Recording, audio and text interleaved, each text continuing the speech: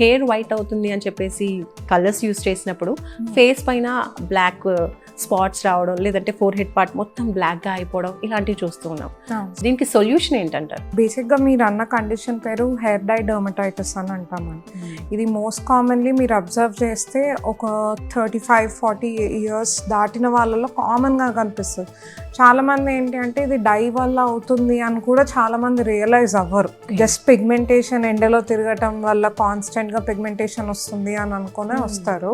కానీ ఇది ఏంటంటే మనం హిస్టరీ తీసుకుంటున్నప్పుడు క్లియర్ ఇండికేషన్ అక్కడ హెయిర్ డైలో ఉంటుంది. బేసిక్గా మనకు కమర్షియల్గా దొరికే హెయిర్ డైస్లో ఏంటి అంటే డిఫరెంట్ కెమికల్స్ ఉంటాయి.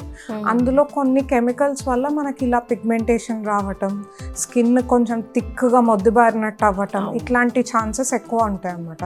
అందుకనే ఎవరన్నా కొత్తగా హెయిర్ డై స్టార్ట్ చేస్తున్నప్పుడు కానీ, లేకపోతే హెన్నా ఫర్ దట్ మ్యాటర్ అట్లాంటివి చేస్తున్నప్పుడు టెస్ట్ ప్యాచ్ చేసుకోమని చెప్తాం.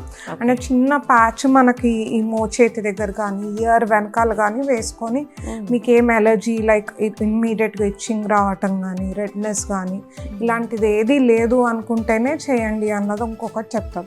ప్లస్ ఇది కాకుండా కూడా ఏంటి అంటే మనకి ఫార్మస్యూటికల్లీ అవైలబుల్ డైస్ ఉంటాయి అన్నమాట. అంటే they are free of ammonia, sulphates, parabens.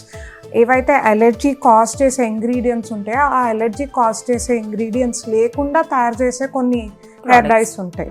అలాంటివి వాడమని ప్రిస్క్రైబ్ చేస్తూ ఉంటాం.